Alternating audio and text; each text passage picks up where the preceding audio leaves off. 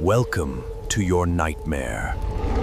These are bedtime horror stories.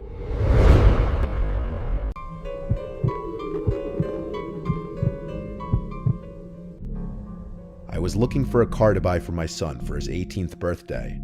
I was searching all the typical car websites, cars.com, eBay Motors. They were all overpriced as expected.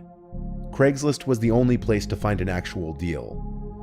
About a week into my search, I found an '03 Toyota Camry. It had 67,000 miles, no accidents, no damage, and good condition for only $3,500. This seemed like a steal for such a reliable car with such low mileage. The seller lived about 10 miles from me, which was a reasonable drive when looking for a car. I gave him a call to set up a time to come check it out. The man sounded normal on the phone. He assured me there were absolutely no problems with the car. He introduced himself as Bob. I brought along $3,500 in cash, even though I planned on wiggling down the price as much as possible. I pulled up the dirt road to Bob's property about 15 minutes early. It was a tiny little house with a decent-sized property, only because it was a bit far from the nearest neighbors. The garage was open, so I looked over to see if anyone was inside, but except for an unusual amount of car parts, it was empty. The car was nowhere in sight. The only car on the property was an old pickup truck. I went over to the front door to check the house numbers. It was the right address. The doorbell button was missing, so I knocked on the front door. I knocked every once in a while for exactly 5 minutes before deciding to give the man a call. So I dialed his number, and I heard the sound of his phone ringing from inside the house. I was extremely confused at this point. Now I knew I had the right house. I didn't understand why, if he was home, why he wasn't answering. I decided I had to take a peek through one of the windows to see if anyone was inside. Peering through the glass, I couldn't really see much as it was pretty dark inside the house. I saw a very old-fashioned dining room set, but across from that, I saw somebody standing at the back door of the house, staring outside. I figured that must have been Bob, so I knocked on the window, but he didn't even move. There was no gate or anything to the backyard. It was just a wide open yard since this wasn't a rural area. I simply walked around the house to the backyard. I didn't understand how he couldn't hear me. When I got to the back door, I made a shocking realization. The figure standing by the door was a taxidermied human being. I ran straight back the way I came and back to my car. I looked up one last time before driving off. The blinds to the window I had peeked into had been shut, but I could see 2 of the blinds creased open. Somebody was at that window, watching me. You could probably guess I had the gas pedal to the floor the whole way home. The whole situation still makes no sense. All the car parts, the fact that there was no Toyota Camry, the taxidermied human being. Given that there was no car there, leads me to believe that whoever that man was wasn't planning on selling me anything. And that also leads me to the disturbing thought that I was very close to becoming a lifeless statue staring out that man's back door.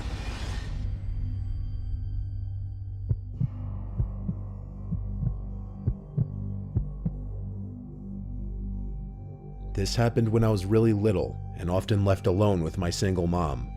She always came to check on me every night when she would get up to go to the bathroom. This one night in particular, I remember waking up thinking I heard something in my closet. I looked up and my mom was at the foot of my bed giving me a playful wave. She told me to go back to sleep. She then went into my closet and pulled the door until it was just barely open, and she just stood in there, poking her head through the crack of the barely open closet. I remember vividly seeing her eye peeking through the crack at me. I laughed like any little kid would do in that situation, and then fell asleep moments later. When I was eating cereal the next morning, I asked my mom why she was hiding in my closet last night, and she just stopped and gave me a puzzled and concerned look. She told me she hadn't been in the room all night. At first she assumed somebody had broken into the house, but she soon realized it was some kind of hallucination or dream. Since this experience, I've only had 2 other hallucinations, neither of them as vivid or as creepy as this one.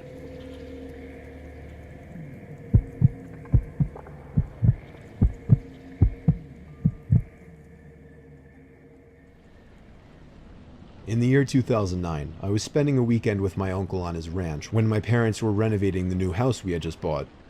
It was my second night there, a Saturday, and it happened to be during one of the biggest thunderstorms of the year. I'd say there were at least 3 crashes of thunder and lightning per minute. And we were in the heart of the storm because the thunder would crash not even a second after the lightning would. I always enjoyed listening to storms while laying in bed. So I stayed up a little later watching TV, just enjoying the ambiance. After the movie I was watching finally ended, I turned off the TV and tried to fall asleep.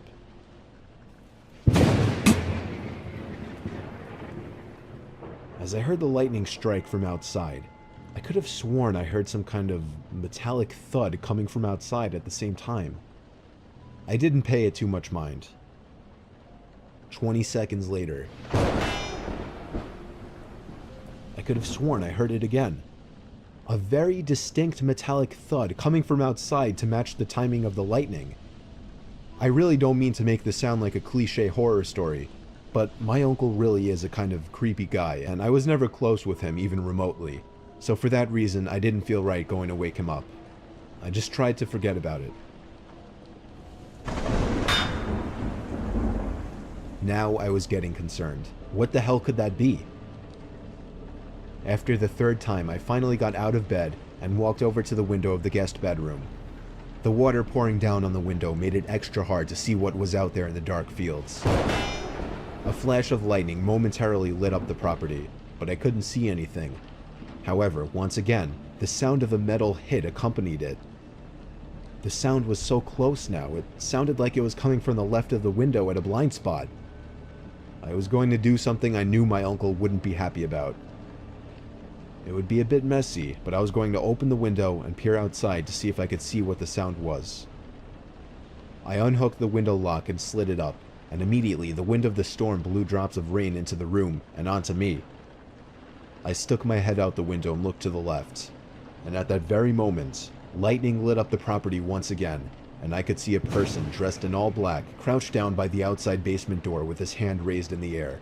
And before the sky went dark, I caught the briefest glimpse of what the sound was coming from. The person was bashing at the basement door lock. I pulled my head in and quietly shut the window, making sure to lock it. I was in a panic. I feared he might have seen or heard me. I ran back to bed and pretended to be asleep, facing away from the window. Lightning crashed once again, but this time there was no metallic thud. My heart must have dropped as I realized this. I just stayed put in bed for the longest time, hoping whoever was out there would go away. After maybe 3 more lightning crashes without any thuds accompanying them, I thought it would be safe to go tell my uncle. I turned to face the window and screamed. There was a figure, clear as day, standing at the window, looking in at me. I screamed as loud as I could and ran straight to my uncle's room. He went outside with his hunting rifle with nothing on but his pajamas, not even socks.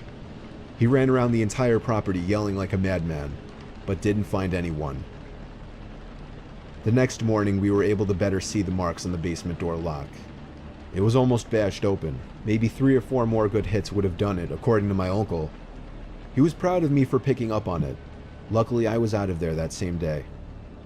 My uncle hasn't told us of any incidents since, so I think he's been okay. Not that we talked to him much at all. I'm grateful I stayed up a little later that night watching that movie, because I may have just stopped a robbery, or possibly much worse.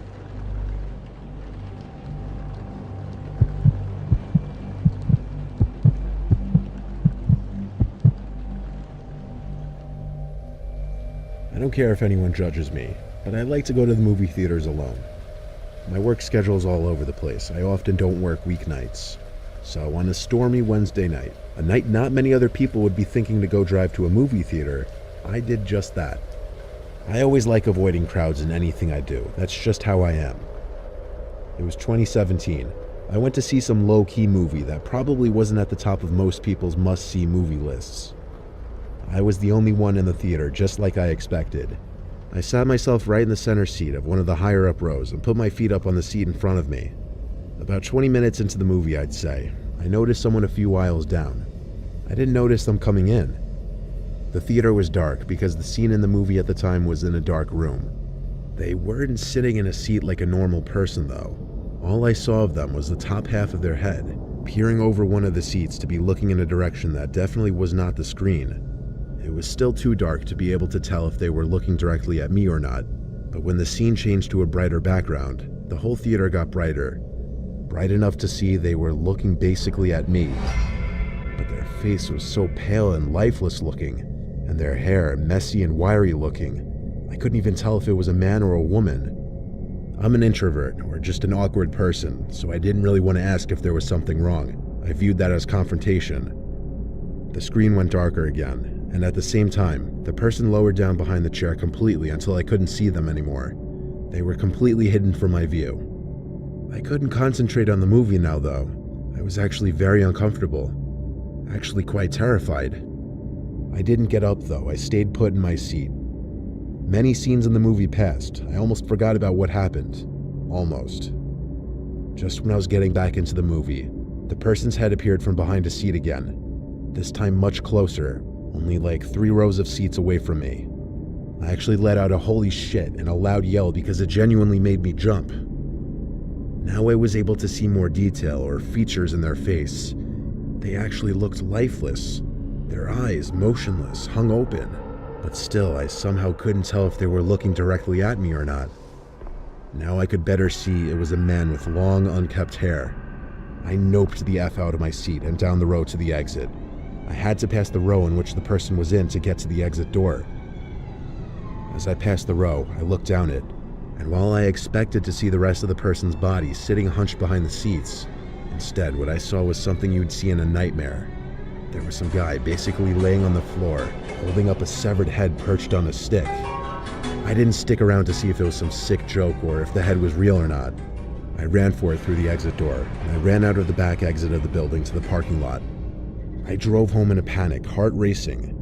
That head looked so real. I got home and did some research about possible recent murders or missing people in the area, and I found something. After browsing a list of missing people in the area, I found the picture of a 17-year-old boy named Donald Watkins who had gone missing a month prior, and based on the picture I found, his face could have matched the head I saw in that theater. Of course, that could be my brain trying to connect any similarities, but the hair, the nose, the eyes, they looked like they could actually be a match. The next day, I simply made a call to the theater and told them the story and suggested they check their cameras and see if anything strange came up. I gave them my number to reach me if they needed to, but I never heard from them. I chose to not spend any more of my time on it.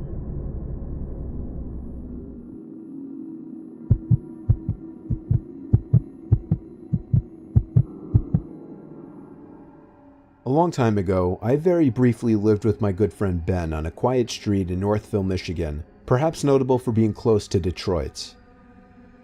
It wasn't the nicest house, or block, or area for that matter, but the price was unbeatable for 2 broke young men like ourselves.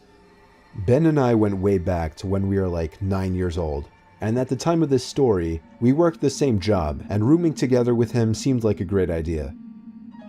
On our first day there, we quickly figured out that the creepy-looking house across the street with the overgrown grass and bushes was abandoned, as were a lot of the houses around the area.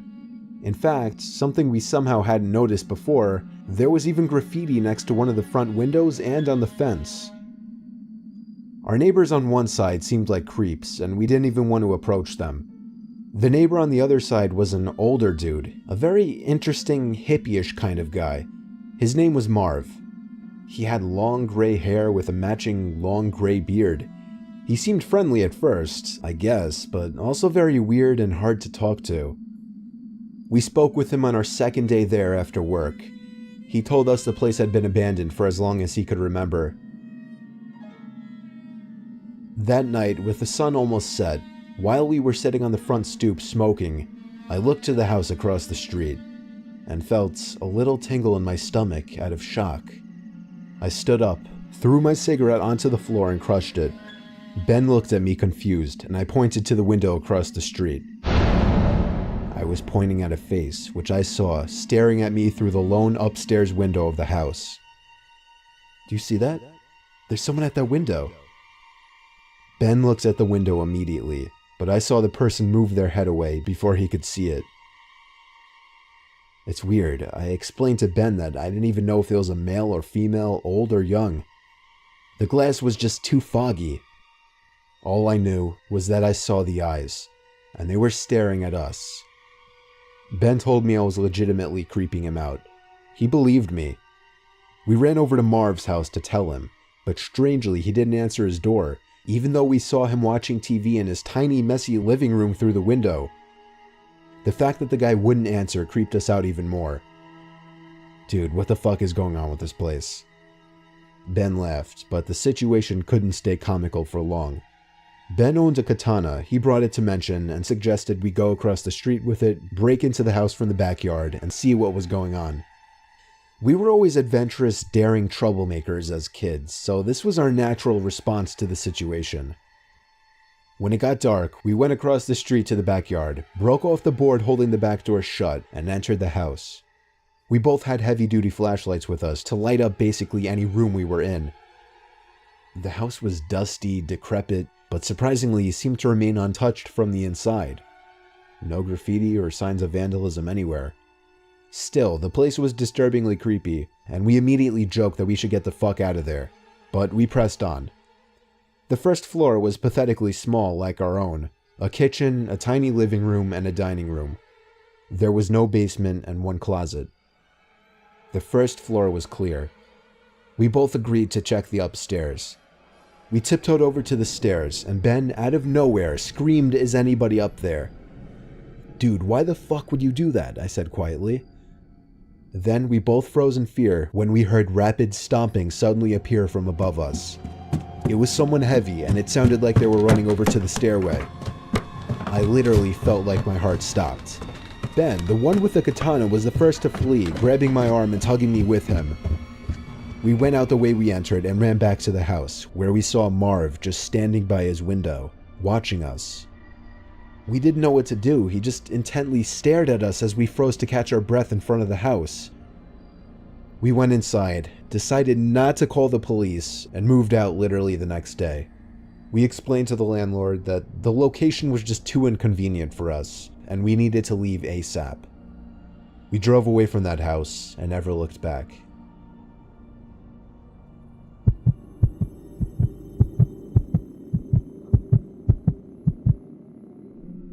For my son's 12th birthday, my wife and I threw him a little party in the backyard. We invited the whole family, as we usually did for any of our kids' birthdays, and let him invite all of his friends too. We live in rural New Jersey, so our backyard connects to forest on two sides. We also have a pretty big property, which allowed us to space out a bunch of tables on the grass with food and refreshments. The little party went into the night. Most of our guests left, but closer family and some of our friends stayed late.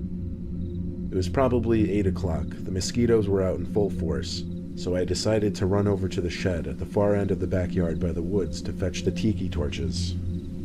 I grabbed like 6 torches and set them on the grass while I went back in to look for fuel. However, while I was in the shed, I heard steps in the woods. I stopped what I was doing to take a look out there, but honestly, it was just too dark to see out into the woods. After finding the fuel, I went back to the part of the yard everyone else was at and pitched the torches into the ground. The 6 torches gave off a decent amount of light while keeping us safe from the blood-sucking pests. There were about 6 kids left, including my son, and they all wanted to play hide-and-seek in the woods. My wife and I allowed it, just making sure to tell them to stay close to the tree line. My son and his friends went to play their little game in the woods, which left the rest of us to sit in peace for a little bit. It was a solid 15 minutes of talking with relatives and hearing the kids laughing and yelling in the near distance out in the woods. But all of a sudden, the yelling turned to screams. Concerning sounding screams from the kids. All of us looked at each other, sitting up in concern. The kids one by one came running out of the woods, yelling that there's something in there. We don't have bears or any big predatory animals around here, so that was not the first thing we assumed it to be. I told all the kids to stay near the patio area. My brother Dom and I, being the biggest men there, decided to go investigate. We took a couple flashlights and off we went into the pitch-black woods. The only sounds we heard around us were crickets and other night bugs. So we went deeper, and that's when we started to hear something else.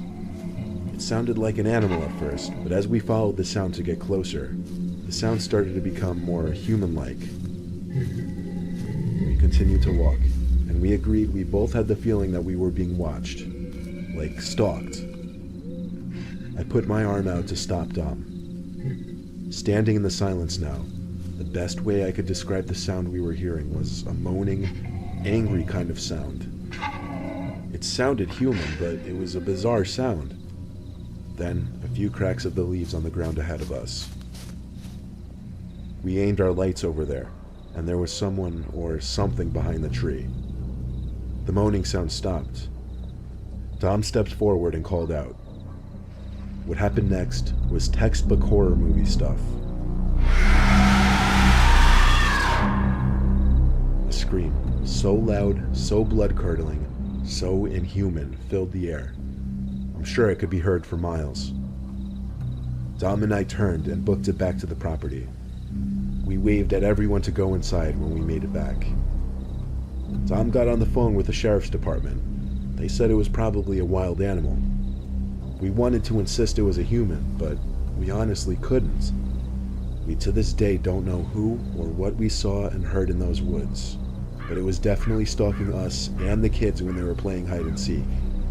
And that scream we heard, it just didn't sound human to us.